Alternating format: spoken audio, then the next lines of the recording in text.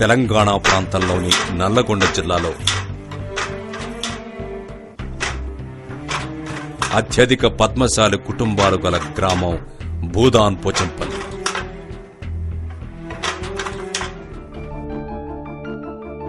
మగువల సోయగానికి అందాన్నిచ్చి సుందరమైన పట్టుచీరలు తయారు చేయడం పోచంపల్లి నేతన్నకే సాధ్యం. పోగు పోగు కలిపి అందమైన వస్త్రంగా తయారు చేయడంలో నేతన్న కృషి అమోఘం. పోచంపల్లి పేరు వెనుకానే అందమైన రంగులతో ఆకర్షణీయమైన డిజైన్లతో కనువిందు చేసి కాటన్ పట్టుచీరలు గుర్తుకు వస్తాయి. ఈ చేనేత పరిశ్రమ వృద్ధి చెందడానికి ఎన్నో దశాబ్దాలు పట్టింది. ఈ గ్రామానికి పూర్వం ఎంతో మంది వలస వచ్చారు.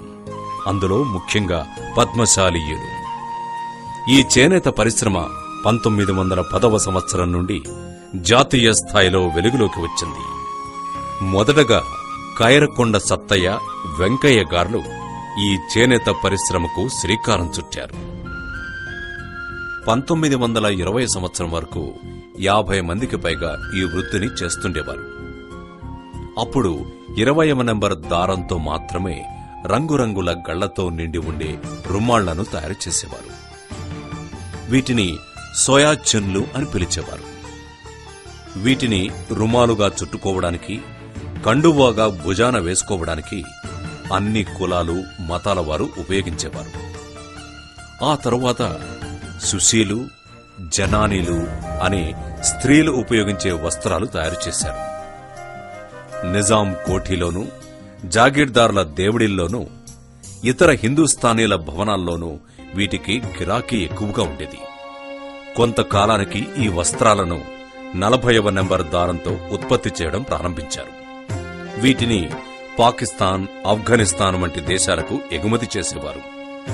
దీంతో ఇక్కడి చేనేత పరిశ్రమ అంతర్జాతీయంగా వెలుగులోకి వచ్చింది. 40వ నెంబర్ దారంతో తయారు చేసిన వస్త్రాలు మంచి లాభాల్ని ఆర్జించడంతో చేనేత కార్మికులు తమ నైపుణ్యాన్ని మరింత మెరుగుపరుచుకుని 80వ నెంబర్ దారంతో వస్త్రాల్ని ఉత్పత్తి చేయడం ప్రారంభించారు. ఈ పరిశ్రమ ఎన్నో మార్పులకు ఆద్యం పోసింది. ప్రకృతిలో లభించే పువ్వులు, కాయల నుండి తీసిన రంగుల్ని సేకరించి వాటితో సప్త వర్ణాలను వస్త్రాలకు ఆపాదించే ప్రావీణ్యాన్ని కార్మికులు సంపాదించారు. ఆ దశలోనే వీటిపై లతలు, పుష్పాలు, పక్షులు, జంతువుల బొమ్మలు, ఇలా వివిధ మనోరంజకమైన ఆకృతులు నేతలో ఇమిడ్చే పద్ధతి ప్రారంభమైంది.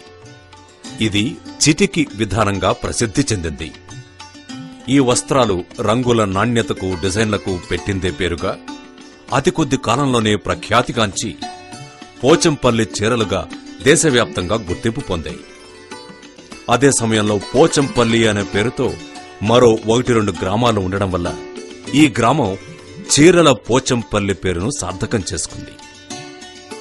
స్వాతంత్రోద్యమ పోరాటంలో జాతిపిత మహాత్మాగాంధీ విదేశీ వస్త్రాల్ని బహిష్కరించి స్వదేశీ వస్త్రాల్ని ధరించమని పిలుపునిచ్చి తానే స్వయంగా నూలు వడికి అందరికీ ఆదర్శప్రాయుడయ్యారు. ఈ పిలుపుతో నూలు వడికే రాట్నం స్వాతంత్ర పోరాటంలో అంతర్భాగమైంది.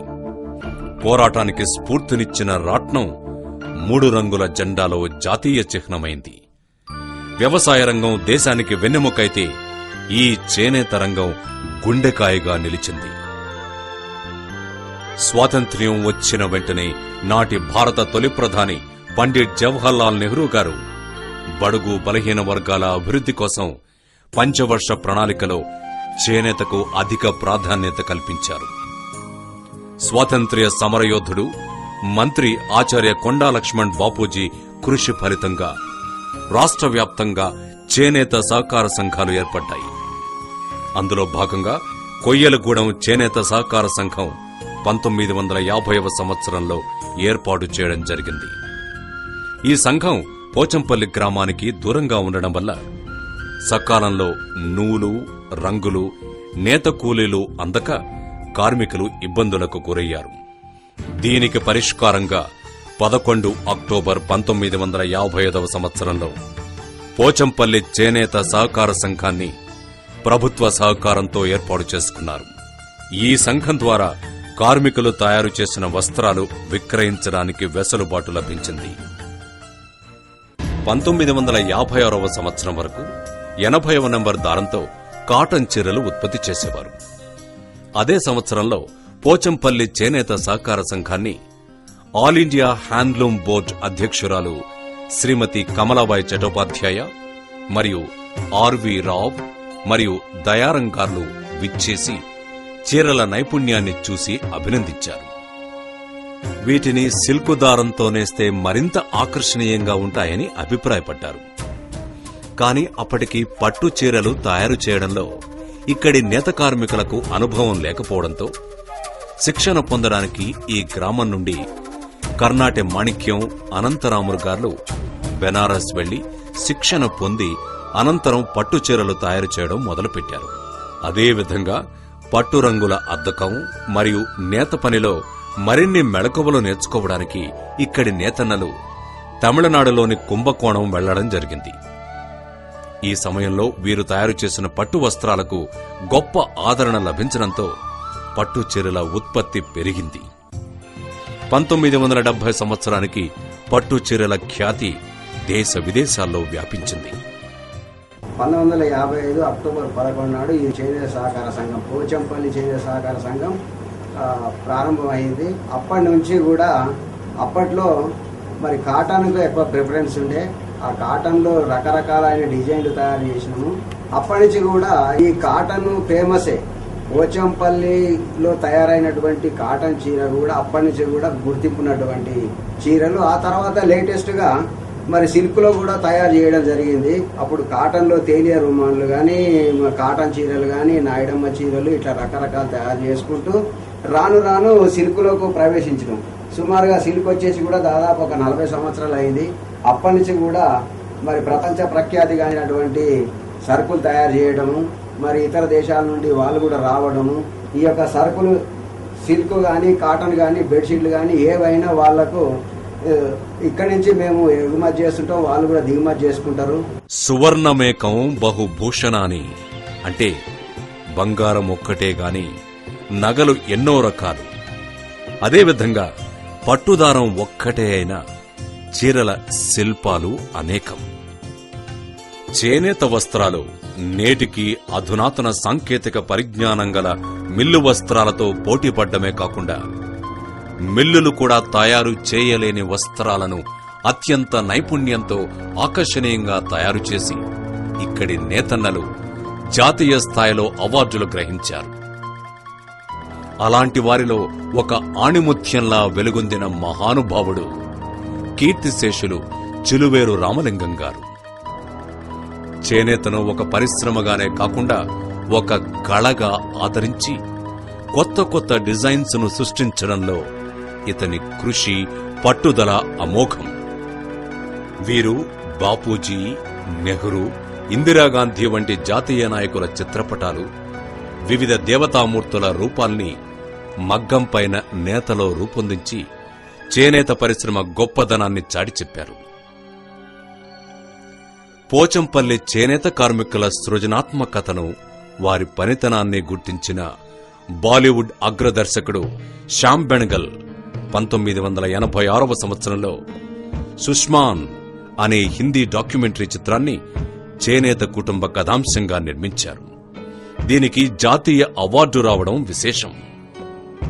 పోచంపల్లి పట్టు చీరల్ని అధ్యయనం చేయడానికి నిరంతరం ఎంతో మంది విద్యార్థులు, ఆర్థిక, వ్యాపార, పారిశ్రామికవేత్తలు, యువ శాస్త్రవేత్తలు వివిధ విశ్వవిద్యాలయాల నుండి ఈ ప్రాంతానికి విచ్చేస్తుంటారు.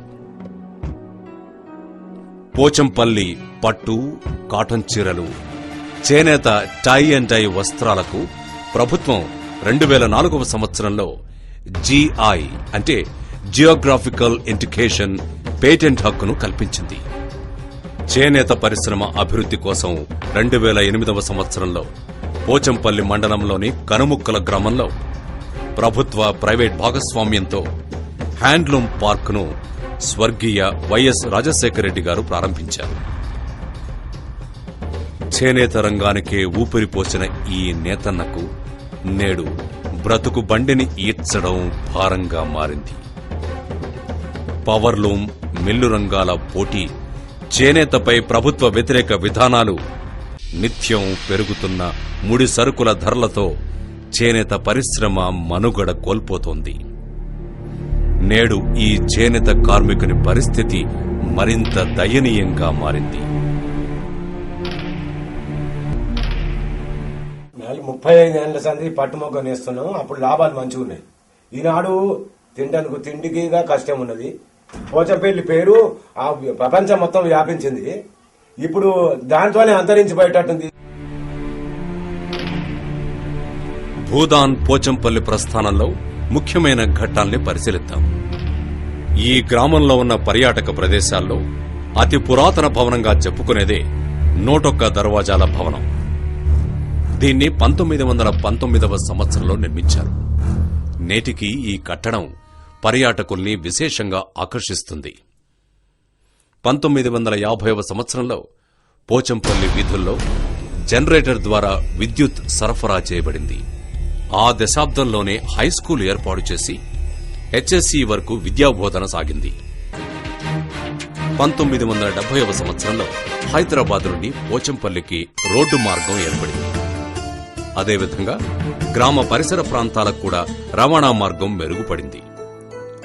1971వ సంవత్సరంలో నాటి కేంద్ర మంత్రి డాక్టర్ కెఎల్ రావు గారు ఈ గ్రామాన్ని సందర్శించి అలీనగర్ అడ్డుకట్ట ఎత్తును పెంచి పోచంపల్లి చెరువులోకి కాలువ నిర్మాణం చేయించారు. దీనివల్లనే ఈ చెరువు ఎల్లప్పుడూ జలకళతో ఉట్టిపడుతుంది. ఏప్రిల్ 18, 1975వ సంవత్సరం నాటికి భూదాన మహా ఉద్యమానికి 25 సంవత్సరాలు పూర్తయ్యాయి. ఆ సందర్భంగా నాటి ముఖ్యమంత్రి జలగం వెంగళరావు అధ్యక్షతన భూదాన రజత జయంతి ఉత్సవాలను దేశవ్యాప్తంగా నిర్వహించారు. 2001వ సంవత్సరంలో భూదాన స్వర్ణోత్సవాలు అప్పటి ముఖ్యమంత్రి నారా చంద్రబాబు నాయుడు గారి ఆధ్వర్యంలో నిర్వహించబడ్డాయి. 1981వ సంవత్సరంలో చేనేత సహకార సంఘం రజతోత్సవాలలో అప్పటి ముఖ్యమంత్రి టి అంజయ్య పాల్గొన్నారు. 1993వ సంవత్సరం సెప్టెంబర్ 29వ తేదీన భూదాన్ పోచంపల్లిగా ప్రభుత్వం గెజిట్లో ప్రకటించింది. 1994వ సంవత్సరంలో ఆచార్య వినోబా భావే శత జయంతి ఉత్సవాల సందర్భంగా నాటి ముఖ్యమంత్రి కోట్ల విజయభాస్కర్ రెడ్డి గారు పోచంపల్లికి విచ్చేసి వినోబాజీ మరియు బాయిసాబ్ కాంస్య విగ్రహాల్ని నెలకొల్పడం కోసం 4 లక్షల రూపాయలు మంజూరు చేశారు. ఆ విగ్రహాలను 11 ఆగస్టు 1996వ సంవత్సరంలో నాటి ముఖ్యమంత్రి చంద్రబాబు నాయుడు గారు ఆవిష్కరించారు. భూదాన సమితి ప్రథమ సంయోజకులు శ్రీ ఉమ్మెతల కేశవరావు గారి ఆర్థిక సహాయంతో నిర్మించబడ్డ 18 అడుగుల ఏకశిలా స్తూపాన్ని 1995 ఫిబ్రవరి 1న నాటి గవర్నర్ శ్రీ కృష్ణకాంత్ గారు ఆవిష్కరించారు. భూదానోద్యమానికి స్ఫూర్తినిచ్చిన భూదాన్ పోచంపల్లిలో తొలి గ్రామీణ సంస్థను ఏర్పాటు చేయాలని నాటి ప్రధాని పివి నరసింహారావు గారు తలచారు. ఈ సంస్థను స్వాతంత్ర్య సమరయోధుడు స్వామి రామానంద తీర్థ పేరుతో స్థాపించారు. గ్రామీణ పేద విద్యార్థులకు ఈ గ్రామీణ సంస్థ అందుబాటులో ఉంటూ వివిధ వృత్తి విద్యా కోర్సుల్లో ఉచిత శిక్షణనిస్తూ వారి ఉజ్వల భవిష్యత్తుకు తోడ్పడుతోంది. ఈ గ్రామ పవిత్రతను చాటి చెప్పడంలో ఇక్కడి దేవాలయాలు ఎంతో ప్రాముఖ్యత సంతరించుకున్నాయి. అలాంటి దేవాలయాల్లో ప్రథమంగా దర్శించాల్సింది శ్రీ మార్కండేశ్వర స్వామి దేవస్థానం. ఈ దేవాలయాన్ని 1977వ సంవత్సరంలో నిర్మించారు. ఈ దేవాలయంలో శివలింగ సహిత శ్రీ మార్కండేశ్వర స్వామితో పాటు శివపార్వతులు, సీతారాములు కూడా దర్శనమిస్తారు.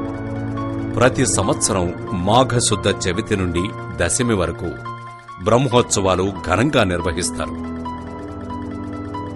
ఈ గ్రామంలో అతి ప్రాచీన దేవాలయం శ్రీ లక్ష్మీనారాయణ స్వామి వారి దేవాలయం. ఈ దేవాలయం దాదాపు 300 సంవత్సరాల చరిత్రను కలిగి ఉందని స్థల పురాణం చెబుతోంది. ఈ గ్రామ శివారులో ఉత్తర దిశన ఉన్న మరొక క్షేత్రం శ్రీ బసవలింగేశ్వర స్వామి వారి దేవస్థానం. ఈ ఆలయ నిర్మాణానికి ఒక ప్రత్యేకత ఉంది. పోచంపల్లి, రేవణపల్లి, ముక్తాపురం గ్రామాలు కలిసే చోట శివలింగాన్ని దాదాపు 300 సంవత్సరాల క్రితం ప్రతిష్ఠించారు. వీటితో పాటు గ్రామంలో మహమ్మాయి, అయ్యప్ప స్వామి, సాయిబాబా, బుగ్గ రామనస్వామి, ఆంజనేయ స్వామి వంటి దేవాలయాలు నిత్యం ప్రత్యేక పూజలు, భజన కార్యక్రమాలతో నిత్య కళ్యాణం పచ్చతోరణంగా వెలుగొందుతున్నాయి. కులమతాలకు అతీతంగా సర్వమత ప్రార్థనలు జరుగుతాయి. గ్రామంలో విద్యార్థుల కోసం ప్రభుత్వ బాలుర, బాలికల ఉన్నత పాఠశాలల్ని నిర్మించారు. నూతనంగా ప్రభుత్వ జూనియర్ కళాశాలను కూడా నిర్మించారు. వీటితో పాటు వివిధ ప్రైవేట్ విద్యాసంస్థలు విద్యార్థుల్ని తీర్చిదిద్దడంలో తమ వంతు పాత్ర పోషిస్తున్నాయి. వీటితో పాటు గ్రామంలో వివిధ స్వచ్ఛంద సంస్థలు మరియు యువజన సంఘాలు గ్రామ ప్రజలకు చేయూతనిస్తున్నాయి. గ్రామంలో అన్ని కులాల వారు వారి వృత్తి నైపుణ్యాన్ని జీవనోపాధిగా మలుచుకున్నారు. వీరితో పాటు నిత్యం ఎంతో మంది పట్టణానికి వెళ్లి ఉపాధి పొందుతున్నారు. గ్రామం ఆర్థికంగా, సామాజికంగా, పర్యాటకంగా ఎంతో అభివృద్ధి చెందింది. గ్రామ అభివృద్ధిలో భాగంగా వివిధ ప్రభుత్వ కార్యాలయాలు ఏర్పడి ప్రజలకు తమ వంతు సహాయాన్ని అందిస్తున్నాయి. వివిధ బ్యాంకులు గ్రామ ప్రజలకు అందుబాటులో ఉన్నాయి. మొట్టమొదటగా నాగార్జున గ్రామీణ బ్యాంకు 1975వ సంవత్సరంలో ఏర్పడింది. 1951 ఏప్రిల్ 18వ రోజున పెద్ద రామచంద్రారెడ్డి గారు ఆచార్య వినోబారావు గారి చేతుల మీదుగా పేదలకు భూమిని దానం చేయడం అనే ఉద్యమం మొదలైంది. నేటికి 60 సంవత్సరాలు పూర్తి చేస్తుంది. ఆదర్శవంతమైన అభివృద్ధి చేసిన గ్రామంగా, పర్యాటక ప్రదేశంగా తీర్చిదిద్దడానికి సహకరిస్తున్న వార్డు సభ్యులకు, గ్రామ ప్రజలకు నా యొక్క ధన్యవాదాలు. భూదాన మహా ఉద్యమానికి నీడనిచ్చిన జువ్వి చెట్టు, చెరువు నెలకొన్న స్థలంలో అతి సుందరమైన, విశాలమైన గ్రామీణ పర్యాటక కేంద్రాన్ని 2007వ సంవత్సరంలో కేంద్ర మంత్రులు జైపాల్ రెడ్డి, అంబికా సోని గారు ప్రారంభించారు. ఈ పర్యాటక కేంద్రంలో చేనేత కార్మికుల జీవన చిత్రాన్ని ప్రతిబింబించేలా చేనేత పనిముట్లు మరియు ఫోటో ప్రదర్శనలు ఆకర్షిస్తాయి. వీటితో పాటు ఆడిటోరియం అదనపు ఆకర్షణ. అలాగే ఇక్కడ వివిధ రకాల వస్త్రాలు కూడా లభిస్తాయి. ఇక్కడికి విచ్చేసిన పర్యాటకులకు పక్కనే ఉన్న ఈ గ్రామ చెరువు హైదరాబాదులో ఉన్న హుసేన్ సాగర్ ను ప్రతిబింబిస్తుంది. ఈ గ్రామం పర్యాటక కేంద్రంగానే కాకుండా నిత్యం వివిధ సినిమా షూటింగులకు కూడా నిలయంగా మారింది. ప్రస్తుత గణాంకాల ప్రకారం గ్రామ జనాభా 14,252. ఇందులో పురుషులు 7,320, స్త్రీలు 6,932. 2011 ఏప్రిల్ 18 నాటికి ఈ భూదానోద్యమం 60 వసంతాలు పూర్తి చేసుకుంది. ఈ గ్రామంలో పుట్టిన ప్రతి ఒక్కరి మదిలో చిరస్థాయిగా నిలిచిపోయే వసంతమిది. గతమెంతో ఘనం, ఆ ఘనమైన చరిత్రకు వర్తమానం సాక్ష్యం. ఈ గతాన్ని భవిష్యత్ తరాలకు అందించాలనేదే మా లక్ష్యం.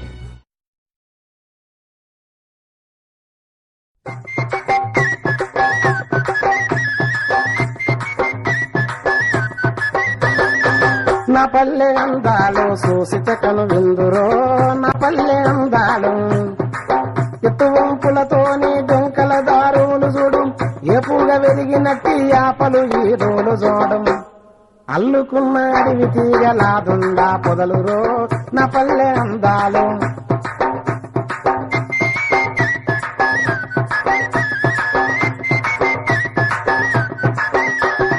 సారం లేని భూళ్ళ ఊరు చుట్టంత మొలి మనిషి బరడు మండల కోణాలకు బంగారపు ఉన్నేగలిగి వంగిన పొదలల్లా తంగడి పూలన్నయో నా పల్లె అందాలు చూసిత కను విందురో నా పల్లె అందాలు